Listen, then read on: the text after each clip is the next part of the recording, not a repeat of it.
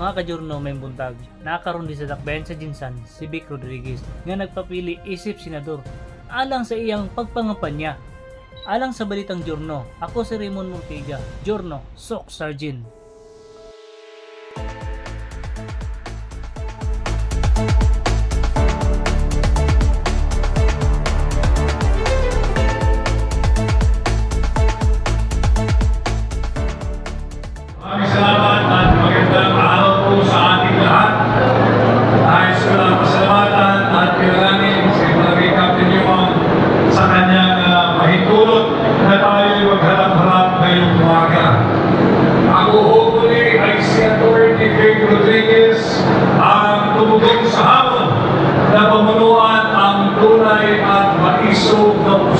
Sa Senado.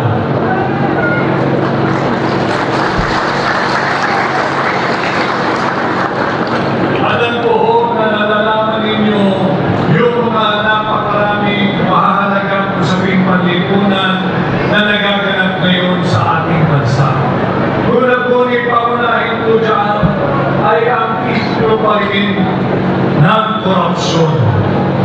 Higit pong nagiging talapat ang korupsyon at pagpapatunay ay yung kanilang pangingialam dito sa illegal, immoral, invalid, unconstitutional, and criminal 2025 budget.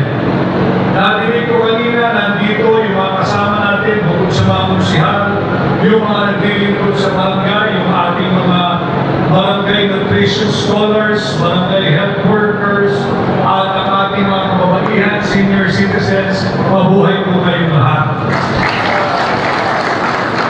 Isang maiksi kwento sapagkat nakikita ko yung ating barangay Hulito Kapano. Ako ho ay nagsilbi bilang pinakabatang naging barangay captain ng Quezon City at the age of 19. At the age of 19, ako ay naging barangay captain na hindi ako tutuwa ng SA. Ako po ay nahalag bilang barangay captain sa Quezon City at I think until now, I still hold that distinction of being the youngest barangay captain sa Quezon City. Kaya alam ko yung trabaho sa grassroots level ng pamunuan. 8 years po ako nagaling na barangay captain at meron pa ako isang termino noon. Subalit, yun yung panahon na ako'y gagraduate sa aking law school bago kompleto ko yung aking law degree. Yun din yung taon na ako'y magre-review para sa bar exams. So, pinabuti ko na hindi na tumuloy. Anyway, my feeling back then, ako'y nakapagsilbi na sa ating bansa, sa aking syudad, sa aking pamayanan, bilang barangay captain for 8 years. 8 good years of my life. Tumigil ako ng 27 to concentrate on my studies as a lawyer, would-be lawyer, dahil yun naman din talaga ang gusto ko maging bata pa ako. So that's a brief background, kaya binabati ko lahat ng ating mga kasama na naglilingkod sa barangay. Napapag-usapan po natin yung korupsyon. Alam niyo, mainit na pinag-uusapan yung pangingialam ng Marcos administration sa ating tamo ng budget. Sa tingin ko, sa komposisyon ng ating mga kaharap ngayon kayo, magiging pag-usapan natin yung tungkol sa PhilHealth. Yung PhilHealth natin, sapagkat lahat yan, dapat kasali tayo sa usapi ng PhilHealth. Ito yung ating premier insurance guarantee kung sakaling tayo ay magkasakit o kamag-anak natin ay may magkasakit. Ito ang gagamitin natin para magkaroon tayo ng malaking diskwento sa ating hospital bills. At yung iba naman, meron siya 100% coverage, depende doon sa tinatawag nilang case rate. Subalit, noong last year of 2024, kinuha ng Marcos administration yung 60 billion pesos na PhilHealth. Kinuha nila at ito ngayon ang dinidinig sa Korte Suprema. 90 billion mo lahat yan eh. 89.9 billion ang naisinangkuli sa PhilHealth. Importante alam nyo ito sapagkat pera nyo yung PhilHealth. Hindi ito pera ng gobyerno ha. Pera nyo ito. 60 billion ako pinagkukuhanan nila. Mabuti na naman nag-issue ng PLO yung PhilHealth ay yung Supreme Court. So hindi nakuha yung natitirang 29.9 billion. Saan nila gagamitin yung 60 billion? Tinatanong sila ng Korte Suprema sapagkat sumampanaw sa Korte yung demanda. Ang sabi ng Korte Suprema, saan nyo gagamitin yung 60 billion pesos? Sumagot yung abogado ng gobyerno, ito ba yung nangyari kahapon lamang. Ang sagot ng tao na yung abogado ng gobyerno, si Solicitor General Guevara, na atin din naman kaibigan, ang sagot niya, para ponduhan, nakalagay kasi doon sa budget ng gobyerno ng 2024, kinakailangan lang kunin yung pera ng PhilHealth, yung pera ninyo, na dapat sana igagastusin na para sa kalusugan. Ginawa ng Marcos Administration, pang-pondo daw ng infrastruktura, pang-pondo ng kalsada, pang-road maintenance, bawal po yan.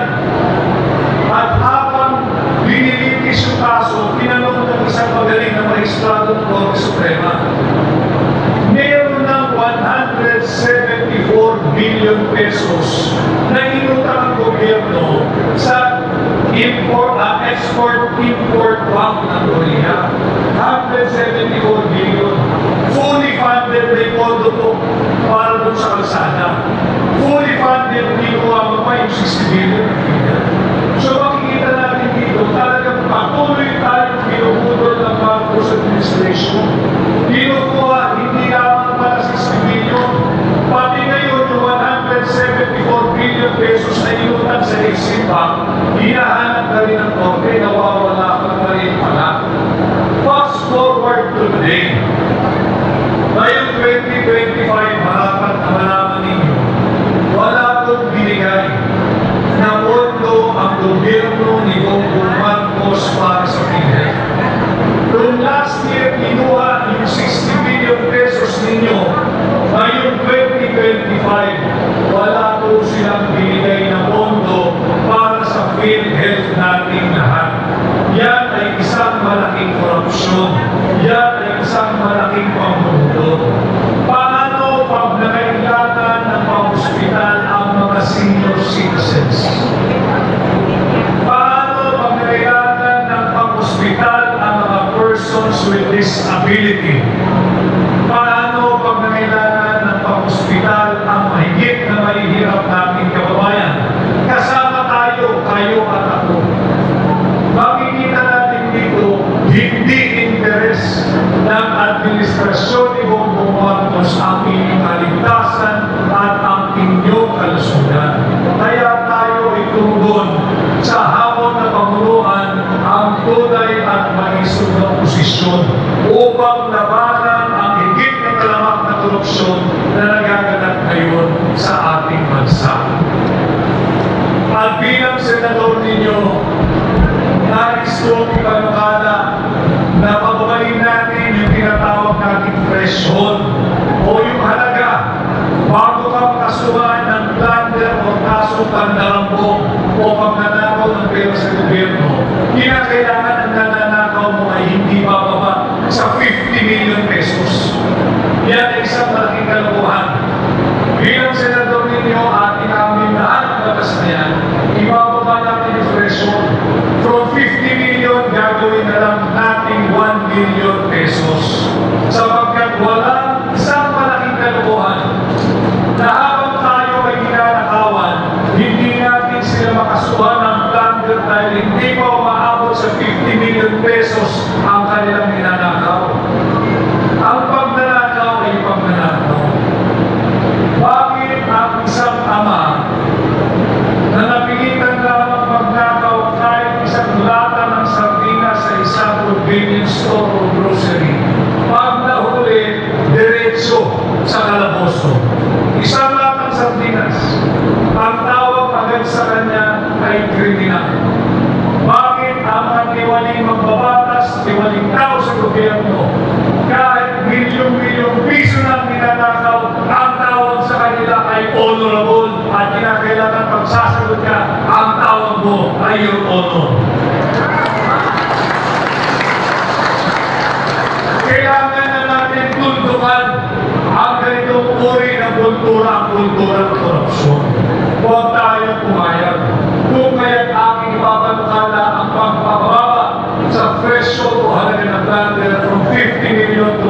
bilyon dahil ang pagnanakaw kahit isang sentimo ay pagnanakaw. At pag nagawa po natin yan, ang aking susunod na isa sa batas ay ang pagbabalik ng death penalty sa lahat ng mga tulad at mapapatunayan na nagnanakaw at nagnakaw ng pera ng sambayan ng Pilipino. Alam ko katulad ko, kayo ay pagod na rin sa isyu ng korupsyon. Bata pa po, naririnig ko na yung korupsyon na yan. Subalit, habang bata ka, ikay nangangarap. Kapag dating ko ng ganitong edad, siguro, higit na mababa na ang antas ng korupsyon sa Pilipinas. Subalit, habang tayo ay nagkakaedad, higit pang nagiging talamak ang antas ng korupsyon, lalo pa ngayon katangi-tangi sa ilalim ng Bongbong Marcos administration. Kaya importante na huwag natin palagpasin ang pagkakataon natin na yung midterm election ngayong 2025 midterm election. Ating baguhin ang direksyon tinatahak ng ating bansa. Tayo ay narito na sa dulo at konti na lamang malalaglag na ang ating sinasakyan sa bangin. Huwag natin itong pahintulutan sa ngalan, hindi lamang ng ating pamilya, kundi higit pa ng kabataang Pilipino. Alam mo ninyo, walang malasakit sa kabataang Pilipino ang Marcos administration. At ito ay ayon sa tinatawag na EDCOM 2 report, yung Second Congressional Commission on Education. Ayon sa EDCOM 2 report, 25% ng kabataang Pilipino na ang edad ay 3 hanggang 5 taong gulang ay malnourished, undernourished, pandak, kulang sa sustansya. Nalalaman siguro yan ng ating mga barangay nutrition scholars. Ito'y ayon sa EDCOM 2 report. 25% of Filipinos ages 3 to 5 ay malnourished, undernourished, gutom, pandak, pansot. At bukod pa dyan, ayon din sa EDCOM 2 report, at ito po ay mapa-fact check ninyo kung gusto nyo i-fact check. Silipin ninyo yung EDCOM 2 report. Bukod sa gutom, pandak, pansot, at kulang sa sustansya ng kabataang Pilipino, ayon din sa report na ito, halos lahat ng ating kabataan grade 4 students, halos lahat ng grade 4 students na nasa public school system, hindi raw po dapat nasa grade 4. Kulang sa talino, kulang sa galing, kulang sa competence. Grade 4 halos lahat. In fact, halos lahat daw po ng grade 4 students ay hindi dapat grade 4 o hindi dapat grade 1 lamang. Nakakatakot ang estado ng ating public education system. Yung grade 4 students natin, halos lahat, dapat daw ay grade 1 lamang. Kulang sa kaalaman, kulang sa galing, kulang sa talino. Makikita natin ito. Gutom na, pandak, banso, kulang sa sustansya yung ating mga kabataan, mamampa, ayon sa EDCOM 2 report. Ano ang ginawa ng Marcos administration? Ngayong taon, imbis na tulungan ang education sector, binawasan pa nila ng 31 billion pesos yung pondo ng edukasyon. Dito natin makikita mali ang direksyon ng pamumuno ng kasalukuyang administrasyon. At higit pa yan, ayon din sa EDCOM 2 report, meron tayong kasalukuyang shortage ng classroom. Kulang po tayo ng 165,000 classrooms. 165,000 classrooms ang kulang. And yet last year, ang ipinagawa lamang ng Marcos administration, alam nila 165,000 ang kulang. Ang pinagawa 147 classrooms. Nasaan ang pera natin mga Pilipino? At last year din, ibinagyabang nila during Lizona na halos 500 billion pesos na ang kanilang nauubos at iginugugod sa tinatawag nating flood control programs. Binisita po tayo ng isang bagyo. 500 billion sa loob ng 2 taon na ubos na nila para daw labanan ng baha. Merong bagyong bumisita sa ating bansa. Ano ho ang nangyari? Dahil ninakaw nila yung pondo para sa flood control programs, 200 inosenteng Pilipino patay. Dahil sa baha, dahil sa landslide. Hindi natin ito dapat palagpasin.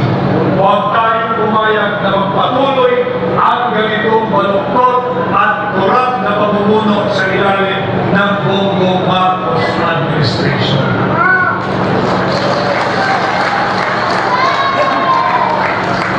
Kinakailangan alam ninyo yung mga importante sa may panlipunan. Kinakailangan maging bahagi kayo. And I stand before you not to convince you to agree with me. I do not care if you agree with me or not. What is important for me, malaman ninyo, magkaroon kayo ng sarili ninyong opinion, magkaroon kayo ng sarili ninyong paninindigan, at ipaninig ninyo ang inyong sariling tinig o posisyon sa mga mahalagang importante usaping panlipunan na dapat natin gagamitin panukat sa ating pagdedesisyon ngayong 2025 May 12 national election. Kaya sana ay gawin nating referendum itong 2025 election. Gawin natin itong referendum kung kayo ay sang-ayon ba sa unang 3 taong pamumuno ng korap na Marcos administration. Kayo rin naman ang makakasagot. Higit bang mababa ang inflation ngayon?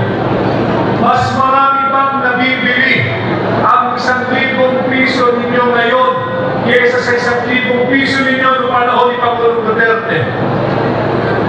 Higit bang mas mura ang pangunahing bilihin ngayon katulad ng manok, baboy, isda, gulay, prutas kaysa noong panahon ni Pangulong Duterte? Singilin natin ang Marcos administration. Nasaan na yung ipinangakong 20 pesos kada kilo ng bigas? Nasaan na ang murang bilihin? Ito yung ating gawing batayan sa ating pagdedesisyon at pagpili ng ating mga leader ngayong May 12, 2025 election. Nasa kamay ninyo. Kaya dito sa ating poster makikita ninyo, posible ang pagbabago. Posible lamang ang pagbabago pag tayo nagkaisa at kayo ay maghatid ng bago sa Senado ngayong May 12, 2025. Hindi lamang po ako. Ako'y pusang loob, handang nagpapasuri, nagpapasukat, nagpapakilala, nagpapatimbang, at nagpapakilati sa inyong lahat. Sapagkat rinirespeto ko yung inyong sagradong mandato. At kung sakasakali sa tingin ninyo na ako ay karapat-dapat pahiramin ng inyong tiwala at sagradong mandato, pakitulungan po ninyo ako at hatid sa Senado bilang tunay at maisog na oposisyon. Hindi lamang po ako, marami pa po maharap sa inyo, lalapit at maghihirap ng inyong mandato at botong katulad ko. Suriin po ninyo kami lahat, karapatan niyo po yan.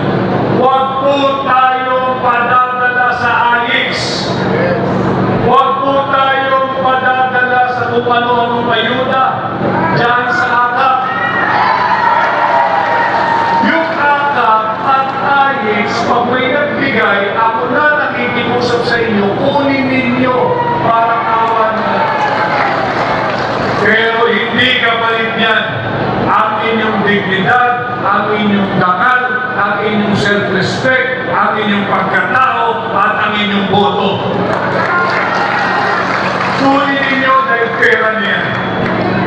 pero huwag niyong bibenta ang inyong pagkatao. At alam ko din na mainit na pinag-uusapan dito yung impeachment laban sa anak ng Mindanao. Hindi lamang pera nating mga Pilipino ang inanakaw ng mga tiwali at elitistang politiko, ng mga tiwali at elitistang kongresista. Hindi lamang pera natin, hindi lamang kinabukasan ng kabataang Pilipino, ninanakaw nila. Pati ang posisyon ng pangalawang Pangulo ay tatangkain din nilang nakawin mula sa anak ng Mindanao na si Vice President Inday Sara Duterte.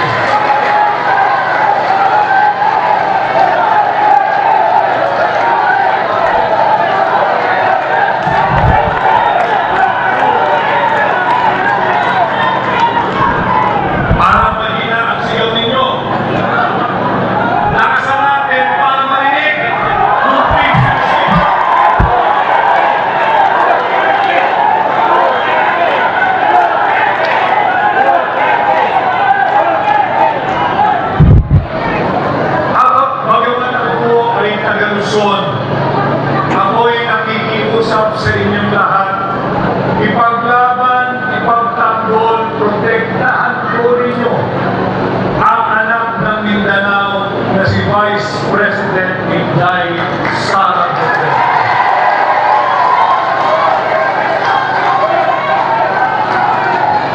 Singilin natin ang lahat ng kongresistang pumirma dyan sa manumalyang impeachment complaint. Singilin ninyo ang inyong mga babatas. Tanongin ninyo, bakit ka pumirma dyan sa illegal at unconstitutional na impeachment complaint? Bakit mo tinalikuran ang anak ng Mindanao? At higit sa lahat, bakit ka nagtraidor sa mga taga-Mindanao? Hindi natin kailangan ng traidor sa Kongreso. At ngayong midterm election, tratuhin po niyo ito. Kaming lahat na aplikante sa iba't ibang posisyon ay mga trabahante lamang ninyo. Yung mga kasalukuyang kongresista na tumalikod at nagtraidor sa anak ng Mindanao, sigilin ninyo.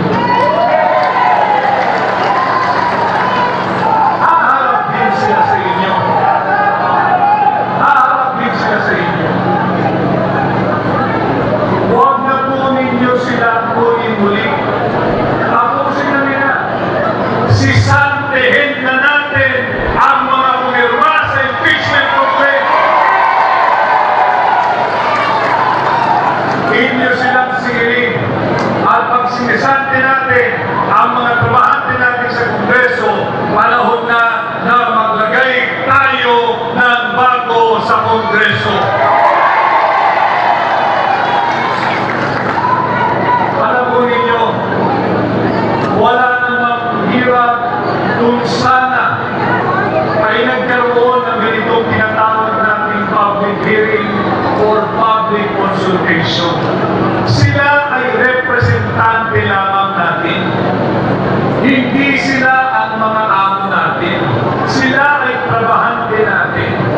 Bago ka gumawa ng isang importanteng hakbang, kinakailangan konsultahin mo muna ang iyong mga amo at kayo yun. Kinonsulta ba kayo bago pumirma sa impeachment complaint? Ibig sabihin, hindi kayo mahalaga sa taong yan. Ibig sabihin, hindi kayo importante sa taong yan. Kanya ating protektahan, tulungan, pagmalasakitan at patuloy na mahalin ang anak ng Mindanao. Huwag natin hayaan na yung sagradong mandado ng 32 milyong Pilipinong bumoto kay Vice President Inday Sara Duterte ay nanakawin lamang ng iilang elitistang mambabatas. Huwag kayong pumayag. Ito ang mga mahalagang issue na dapat natin pinag-usapan. Huwag kayong padadala sa atap. Huwag kayong padadala sa ayits. At meron ako isang kaibigan na nagsabi sa